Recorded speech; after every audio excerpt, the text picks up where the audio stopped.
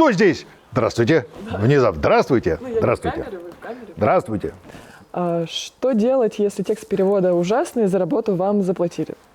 И вообще, часто ли приходится вам перебарывать себя в угоду профессионализму? Есть две стратегии. Первая. Бери деньги и убегай. Делай то, что тебе за что заплатили, и это. Взял деньги и беги. Эта стратегия представляется мне выгодной, но ущербной с моральной точки зрения.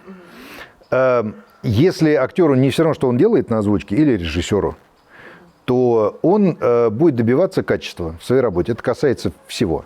Озвучки, просто игры, фильмов, съемок. Ты должен делать хорошо, потому что твое лицо, твой голос, ты остаешься навсегда в этом, во всем, как в янтаре. И твои или зрители, если это кино, или геймеры, если это игра, они потом будут жить с тем, что ты там нагадил годами, если ты сделал плохо. Надо делать хорошо. Поэтому есть вот первый способ, это простой и выгодный, вот просто он, отвратительный. А второй, правильный, надо как-то тогда останавливать съемку или запись и добиваться, если вдруг дошло, что мы это разбираем прямо во время работы, добиваться того, что ты хочешь, если ты уверен в своей правоте, что если есть ошибка, мы правим ошибку. Они идут навстречу, они понимают, что ты просто так не будешь, ты же предлагаешь какие-то варианты, ты как-то персонажа себе представляешь, видишь, будешь его делать. Так что обычно эта штука все-таки решается переговорами и на выходе норм. Тебя никто не может заставить играть плохо или озвучивать плохо. Такого нет. Схема, что раз мы платим, мы имеем право на все, такой схемы нет. Это очень простая какая-то детсадовская уголовная какая-то тематика. Типа я заплатил? Нет. Вы знаете чешский, французский, английский языки вообще? Верно. А вот были ли мысли у вас о том, чтобы начать озвучивать на другом языке? Я периодически озвучиваю на английском, когда есть заказы. И у меня слышен акцент, я не билингва, у меня родной язык русский, остальные я так или иначе выучил. У меня слышен акцент, я обычно пишу пробу, если этот акцент устраивает заказчика, манера произношения, на коротких дистанциях ее мало слышно, на длинных ее много слышно, просто если ты произносишь 2-4 слова в рекламе, то нормально ты можешь так их отрепетировать с коучем, с подслушкой, что не будет заметно. На длинных дистанциях не спрячешь, он вылезает. Если это заказчик устраивает, то мы работаем. Поэтому я периодически озвучиваю на английском. Иногда, крайне редко, я буквально, даже больше скажу, считанные разы, 2 или 3 раза я озвучивал на французском, читал тексты. Это не очень востребованные языки у нас. В России нет заказчиков, которым почему-то это надо. Вот. На чешском один раз, по-моему, за все это время. Я учился в Карловом университете 2 года в Праге, в 91-93 годы. Сдал на этом языке 4 сессии, но я, честно говоря, подзабыл, потому что я все это время им не пользовался. И читать я более-менее еще читаю, а вот разговаривать уже у меня свободного разговора, конечно, нет, надо освежать. Вот. Мне кажется, в этом нет смысла, потому что здесь спрос есть только, если ты это делаешь в России, это должен быть заказчик, кому почему-то нужен англоговорящий, франкоговорящий или чешскоговорящий диктор или актер. Здесь таких, англо, да, еще бывает, остальных нет. У локализаторов им проще поехать во Францию и обратиться там к носителям, и там актеры все отлично сыграют, или в Чехию. Угу. То есть вы бы сами не хотели там куда-то поехать и там озвучить что-то? Поехать, да, выйти на Вацлавскую площадь и что, где здесь моя работа? Нет, просто так поехать, не то, что я не хотел. Я работаю, знаете, я никогда, не ищу работу сам, в общем. Мне предлагают, я делаю. Я этим отчасти горжусь, потому что я почти не делаю никаких телодвижений, чтобы найти работу. Меня находит работа сама. Если будет предложение, я с большим удовольствием выполню эту работу, потому что я могу. Не будет предложения, нет никаких специальных телодвижений, так сказать, поехать туда и отбирать хлеб у коллег франкоговорящих, собственно, французов, я, пожалуй, наверное, не буду.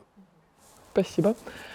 Вы говорили как-то, что иногда при дубляже игровых персонажей актеру приходится фантазировать и придумывать характер героя. Да. На лекции тоже вы об этом говорили.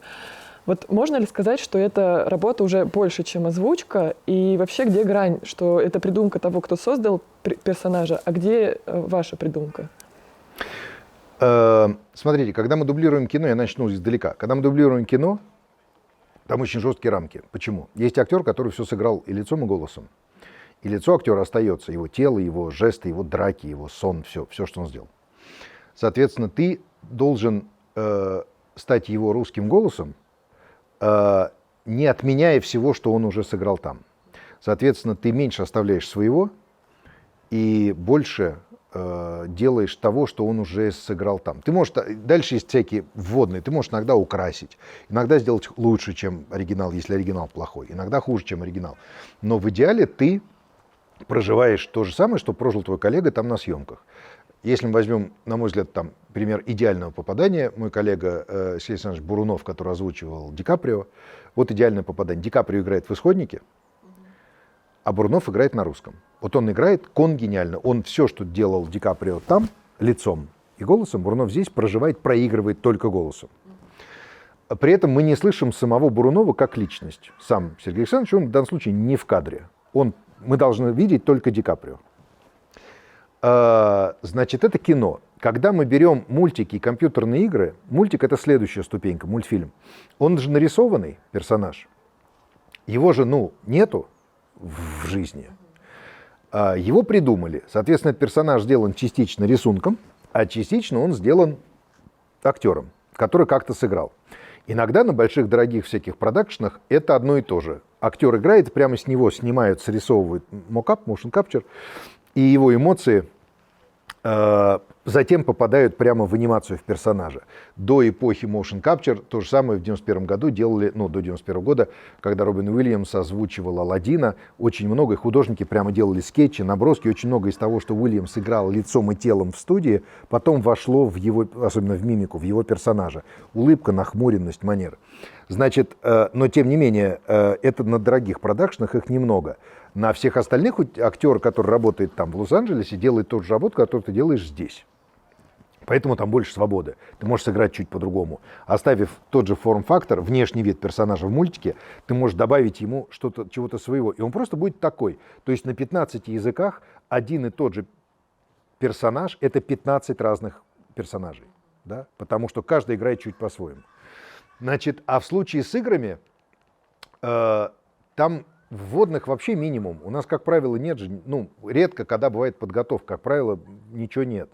И вот там что-то нафантазируешь, таким он и будет. Потому что еще очень часто в играх мы не видим четко, если мы играем от главного героя, то это POV, мы всю игру видим как point of view, это мы и есть. Если это персонаж, который не главный герой, а кто-то, мы не всегда его видим. Он иногда в закадре, иногда где-то там живет. И там вот все, что ты ему нафантазируешь, все, что ему придумаешь, таким ты его и сделаешь. Мне это нравится больше всего, мультики и компьютерные игры, потому что туда можно меньше растворяться и меньше делать технической такой творческой работы по дубляжу, но больше придумывать и больше создавать какие-то яркие характеры. Поэтому я это прям очень люблю больше, чем все прочее. То есть это все-таки можно сказать, что это больше, чем озвучка. Конечно, да. Но это касается всех, это касается не обязательно русскоязычных актеров.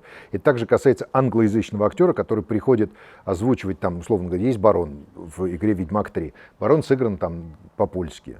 Когда коллега в любой стране там, переводили на испанский, в Испании, переводили его на английский там, в Штатах, заходит в студию, и я захожу в студию здесь, мы это можем делать, понимаете, одновременно, в одну и ту же минуту. Перед нами одна и та же задача. У нас пока ничего нет. У нас есть арты, так он выглядит, хорошо, так вот он двигается, хорошо. И дальше мы в меру своих представлений о мире и в меру чего угодно, и помощи режиссера, и как угодно, и желания работать, мы каждый начинаем придумывать своего барона. И у нас на каждом языке получится свой барон. Если ты запустишь на 15 языках 15 актеров на одного персонажа в одну и ту же минуту во всем мире, повторюсь, на выходе будет 15, скорее всего, так, различающихся голосов. Кто-то лучше, кто-то хуже, кто-то ярче, кто-то тусклее. Но они не будут под кальку, это не калька.